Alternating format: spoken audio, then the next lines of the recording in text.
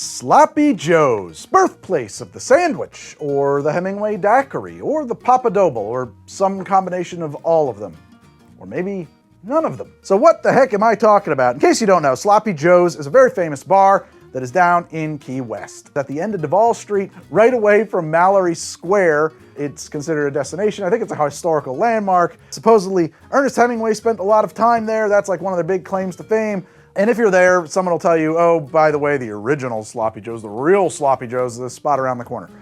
Is any of that true? Let's find out, because in order to make any sense of this, we have to go back sometime between 1917 and 1919. Jose Abiel y Otera opened a little seafood spot down in Havana that also served drinks, because that's how you're gonna make a living when you work in the food industry. Lucky for Jose, in America, the 18th Amendment went into effect only a year or so after, whenever it was that he happened to open, and Havana was soon flooded with well-heeled American tourists with a deep thirst. Jose's shop sold, from what I have read, cold seafood, so I guess that's like primarily going to be like ceviche and stuff. I don't know how popular ceviche was in the 1919, but must have been something like that. And it was kept on ice that was always melting all over the floor, and the customers nicknamed Jose's bar Sloppy Joe's, and the name stuck, and it soon became official.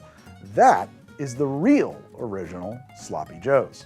A little bit later on, in 1928, Ernest Hemingway had a 3-day stopover in Havana on his way back from France and Spain, during which he stayed at the Hotel Ambos Mundos, which would soon become a real favorite spot of his. And from there, he and his wife, Pauline Pfeffer, took a ferry to Key West, where they fell absolutely in love with the place, because how could you not? And just a few years later, in 1931, they purchased the old Tift Mansion to make their home there for the next decade or so. Key West was the wealthiest city in the United States at that time for the wrecking industry. Wrecking industry is like a first responder thing, actually. Ships were always wrecking and sinking on the Florida Reef. Sometimes people think that wreckers were pirates. They were not, that there was these myths that there were like false lights and stuff, that other places where there was a wrecking industry would lure people to their demise. No evidence for that whatsoever. The wreckers in Key West, a ship would wreck, they would race out to rescue the crew and also salvage the cargo. And the first wrecker who got there got the main claim. Long story short, you got to keep a huge chunk of the value of the cargo, and a lot of the cargoes were very, very valuable. Asa Tift was one of several like wrecking industry magnates who didn't bother to do the wrecking himself. He owned a warehouse, or a series of warehouses, that stored the goods while they were going through the Admiralty Court, and it made him the wealthiest man in the wealthiest city in America. And he lived there in this beautiful mansion that we now call the Hemingway House, that you can go on a tour of. Really is the Asa Tift Mansion. One of the very few properties on the island that has its own actual basement, from what I have been told, or at least that's the myth. He lived there until the Civil War, because it might surprise you to know Key West was a Union stronghold, and he loved slavery. So he actually went north to fight on the wrong side. So that's the Asa Tift story. Now in Key West, there was a charter boat captain by the name of Joe Russell, who fished, he took charters, and he ran rum, like any self-respecting charter boat captain during Prohibition in Key West would do. And he runs a speakeasy that had a bunch of different names over its life, like the Silver Slipper and the Blind Pig, which is, yes, a generic term for speakeasy. Hemingway was a big fan of Russell, from what I have read, because Russell once cashed a $1,000 royalty check for Hemingway that a bank had refused. I don't know why a bank would refuse Hemingway's check. Maybe they didn't know who he was, but they did. Things were different back then. You couldn't just like get on the phone with the wire service and make sure those monies existed. You had to take somebody's word for it. Hemingway and his new best friend Joe Russell drank and fished together a lot. They often made trips down to Havana.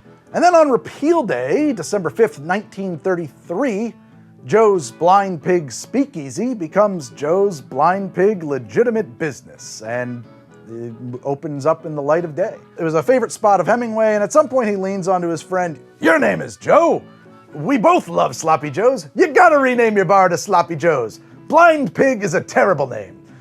Joe Russell thought, he's probably right, and he's my biggest customer, and why not? So we'll just call it Sloppy Joe's now. I don't really want to be sloppy, Ernest. Do you really think I'm sloppy? Am I a sloppy guy? I'm a legitimate businessman. Now, fine.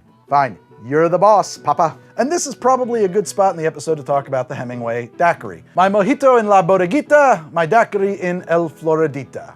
That is what Hemingway was famous about saying about mojitos and daiquiris. In fact, actually, I think it's been made more famous because El Floradita bar is still in existence and has that statue of Hemingway in there and has that quote there, okay? So what is the Hemingway Daiquiri? That's a great question. Hemingway Daiquiri. The myth is that it's a daiquiri that has had its simple syrup, its sugar omitted and replaced with maraschino, and the lime juice replaced with grapefruit juice because Hemingway was diabetic. I did not double check on this for this particular episode, but some time ago I tried to find confirmation that Hemingway was diabetic. I can't. I didn't at that time. It may be true that he was diabetic, but I did not find any confirmation that he was diabetic. It is possible that he liked this drink because he thought it would be better for diabetes. It would not be better for diabetes. I sometimes get requests for ideas for diabetic cocktails. I'm not gonna honor that request. You should talk to your doctor about that one.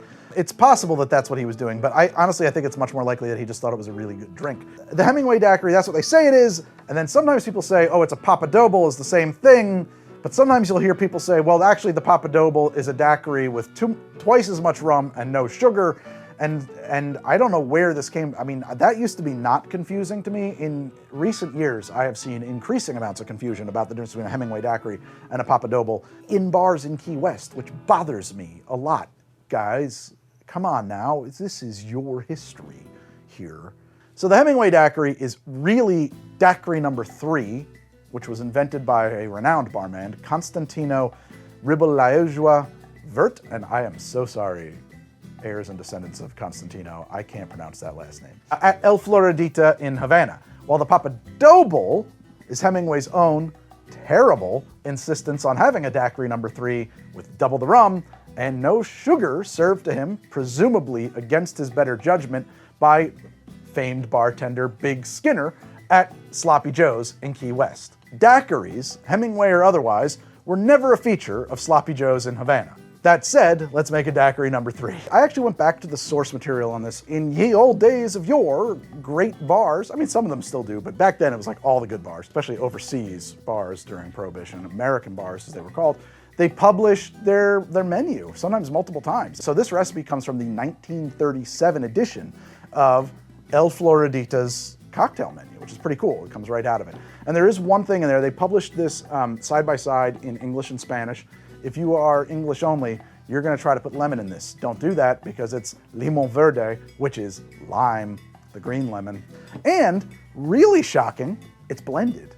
I have poo-pooed the blended daiquiri many, many times, but as far as I can tell, this drink would have been served blended in 1937 in Havana. So that's the way I want to try it. I've never made it from the book, and I've definitely never made it blended, so I'm pretty pumped about trying this thing out. We need 2 ounces of rum, Cuban if you got it. I think this is fine. It originally calls for Martí rum. I do not know what the heck that means. 2 ounces of rum. I think Martí is a brand, if I had to guess. A teaspoon of sugar. Yes, see, sugar. Another teaspoon of grapefruit juice, purchased from my grocery store. Would it have originally been white grapefruit? It might have been, probably would have been. White grapefruit is like hard to find anymore. So we're just gonna deal with pink, and it's a little bit different, but that's okay. Can't be that far off. Teaspoon of maraschino, juice of half a lime, juice of half a lime. I'm gonna help the blender out by cracking my ice in there. Okay, I didn't do much helping. Just kind of got away from me there. And it's on.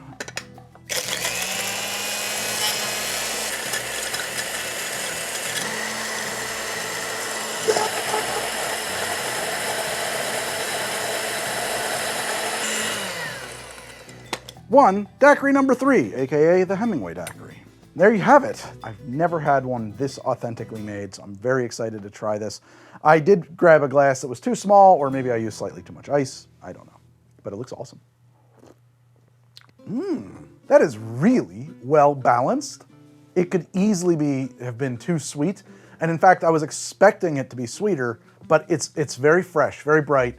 The maraschino is actually quite dominant here. It actually is one of the first times I've ever had a drink with maraschino in it where it actually kind of registers as cherry adjacent. Maraschino doesn't really taste like cherries. Oh, it's wonderful. Crisp, being a frappe, being a blended drink, changes the flavor profile and the texture. It is fundamentally colder, I think that's the science here, than a shaken drink. And that does actually even further mute the sweetness. I could easily see a modern palate wanting to increase the sweetness just a touch on this one. I like it exactly as is. I won't be messing around with it. But it is important to know when you look at these old recipes in particular, measurements like spoonful, teaspoon, not very standardized. Probably meant the spoon that was in his hand, Constantino's hand, his spoon. I don't think you get a standardized teaspoon as 5 milliliters until sometime like in the 70s or something like that. Or maybe it was stipulated in the 50s, but it's not widespread adopted until much later. So who knows what was really meant in that stuff. Juice of half a lime. How big was his lime? You don't know. And the drink had, it was variable. It changed every time you made it a little bit, which is fine. Very enjoyable, very refreshing, not cloying. Some drinks you drink them and you imagine it on a hot summer day and you think, ooh, this is delicious, but I'm gonna get a headache if I finish this. This drink doesn't have that kind of sugar level in it where I feel like it's gonna give me an upset stomach or a headache. I could probably drink a prodigiously dangerous number of these in an afternoon. And there it is, daiquiri number 3, otherwise known as the Hemingway daiquiri. I have to say, every Hemingway daiquiri I've had other than this one was either much sweeter or much drier to the effect of being unenjoyable. This one is on the money. You gotta stick with the original sometimes, you know? This is the only way I make coffee anymore, because it's the best coffee I've ever had. And just because it happens to be instantaneous doesn't mean it's instant coffee. Instant coffee is a freeze-dried crumble of flakes and crystals with most of the good parts taken out. Cometeer is super coffee, made by coffee wizards who source the best coffee from award-winning roasters from around the world and dial in every variable for it. The perfect grind, the perfect brew temp, the perfect pre-infusion, the perfect brew time, and whatever else goes into it for that particular bean. It's a level of coffee nerdery I can only dream of. Instead of a crumbly little powder, Cometeer comes frozen in super strong coffee pucks, shipped on dry ice in recyclable aluminum capsules. But it's not capsule coffee either, because you don't need some capsule brewing contraption. They already did the brewing for you. You just need hot water and about 30 seconds. And if you prefer iced coffee and latte type drinks, you could just let this thaw out and pour it over water or milk. And yes, Cometeer is a sponsor of this episode. And yes, thank you, Cometeer. Please send more coffee. And yes, when they first reached out, I was extremely skeptical, but I decided to try it. I was genuinely blown away. My wife was blown away. For a little while there, we tried to match our brew to theirs. I tried to up my game, tried to make coffee as good as Cometeer, and ultimately I had to give up.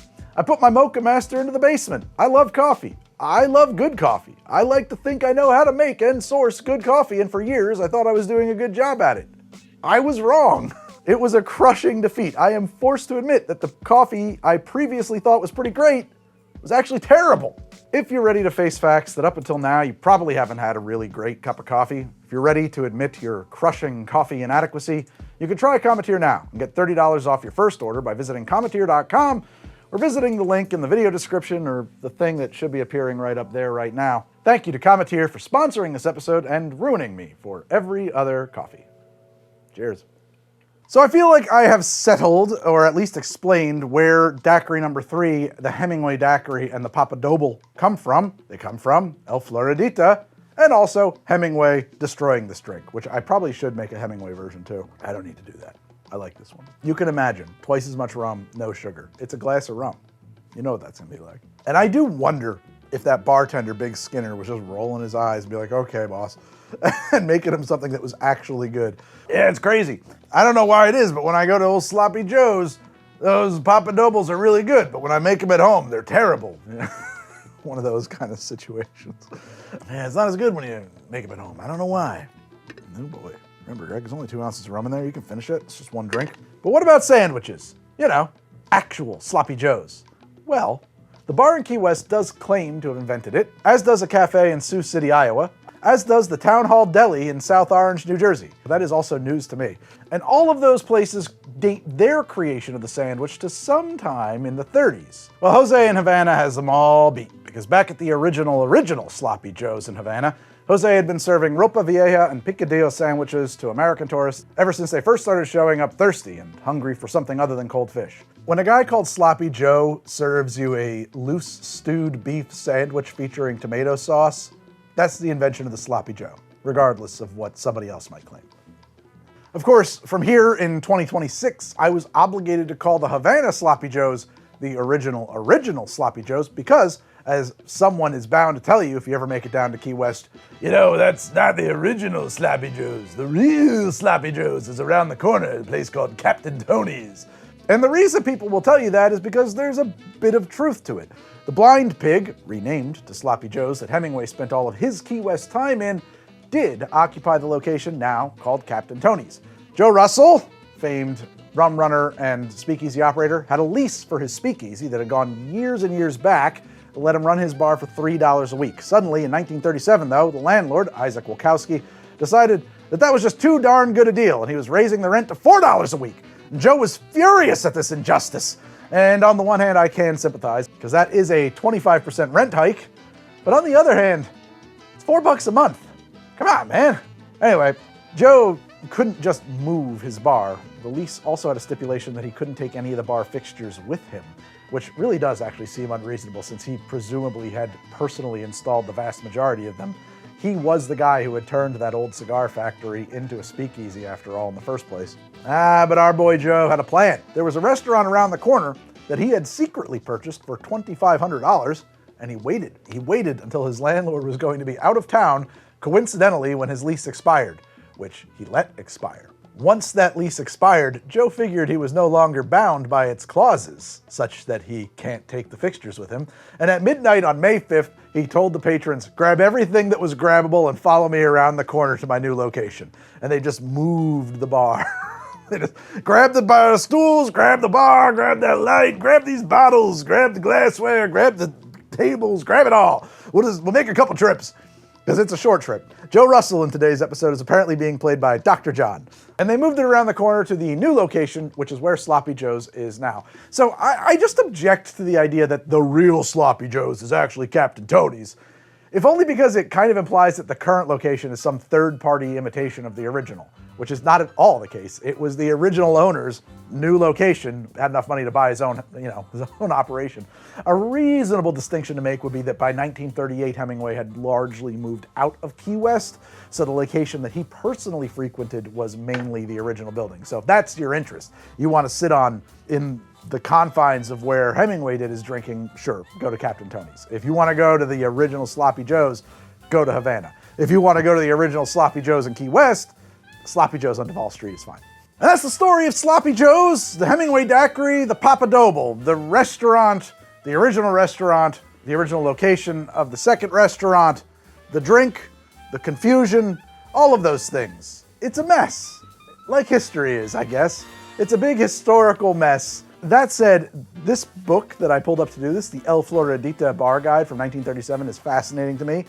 I really want to try more of Constantino's cocktails, and I'm going to right after this. But first, I do have to say to my patrons, thank you for making this show possible. If you love the show and you are interested in me being able to continue to do it here on YouTube, where revenue has gone all the way down to near zero, please check out my Patreon. There is a lot going on over there.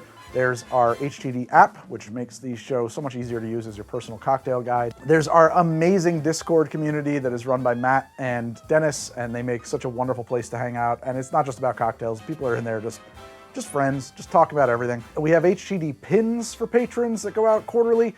The thing of that is, though, that's pretty cool, is that the pins are linked to HTD Shop, which you can check out. And if you're a member of the Patreon at the $10 level, you get periodic codes to cash in for the free pin of your choice. We're always doing new pins. There's new pin designs coming. The pins are pretty cool. I kind of love the pins. I should start wearing them on the show again. And there's other stuff there too, like HTD coasters that are all based on inside jokes from the show. In fact, if you are a member of my Patreon, you might be watching right now because I'm doing an experiment where we are live streaming the creation of this episode as an exclusive to patrons. See if this works, this kind of behind the scenes thing. So if you were already a patron, maybe you were already here watching me figure out how to do this. If you enjoy the show, take a look, see if there's anything over there that'll make it worth your while. And if there is, I will see you in the Discord. Now, on to the next cocktail from El Floradita. I didn't plan to do this. I saw the book, I was fascinated by the book, and I want to make this drink. And I was looking for one specifically to make, and I thought, well, why not? The Floradita Special. That's the one to make. Now, this drink's a little funny. It says 1/3 rye whiskey, 1/2 Martini Rossi vermouth. That doesn't add up to all 3/3. Then it says teaspoons, dashes. I think that's 1/3 ounce, or 1/3 jigger is what I really think it is. And a jigger being 2 ounces, which makes that like 1 1/4, 1/3 would be 0.75 ounces. So, okay, 0.75 ounces, and then a half a jigger, 0.75. So it's a pony. It's a pony of rye whiskey and a half jigger of Martini and Rossi vermouth. All right, fine, and it's shaken. So we're gonna shake this drink up. And it's a bunch of other stuff too. I'm interested in this drink. I don't know that I've ever seen a drink quite like it off the top of my head. I don't have like an encyclopedic cocktail eidetic memory, to be honest. So I look them up just like you do. And more often than not, I use the HTD app to do it, which will be available to you if you become a member of my Patreon. So thank you to my patrons. Thank you to app users. Thank you to everybody. I love you.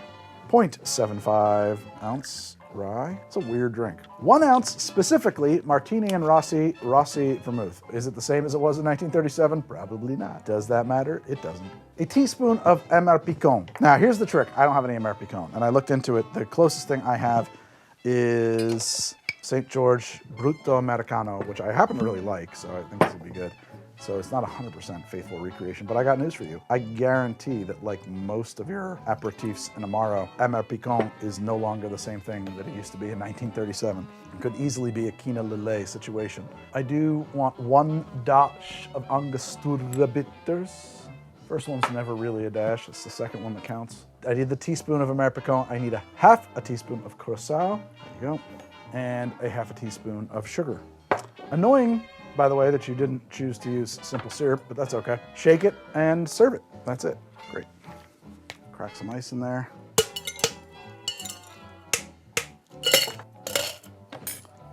Give this little guy a shake.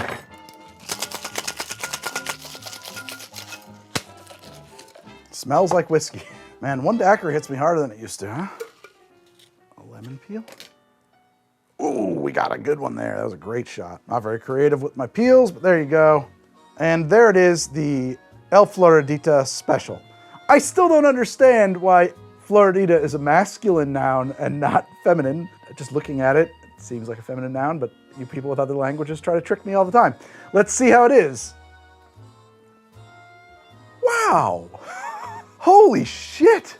That's a really cool drink. That is so different than I was expecting it to be.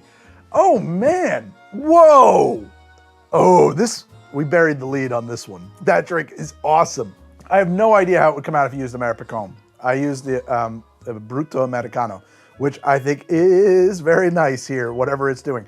The drink is citrusy, but not acidic. It has like citrus fruit notes, you know, orange notes. It has orange notes in it. It has no grapefruit notes. There are stone fruit notes as well, I would say, honestly. Oh my God, that's really good. It certainly has a certain amount of bitterness in it. There is some oak, some aging, winey grapeness.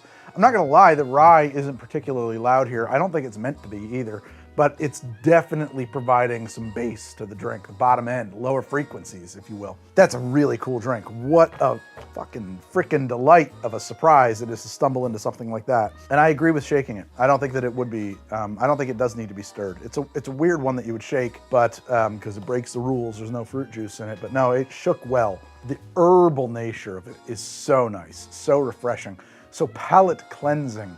I'm just trying to imagine myself if they had a liquor license sitting at the Eaton Street Seafood Market, having like some ceviche and tacos with one of these in my hand on an August day.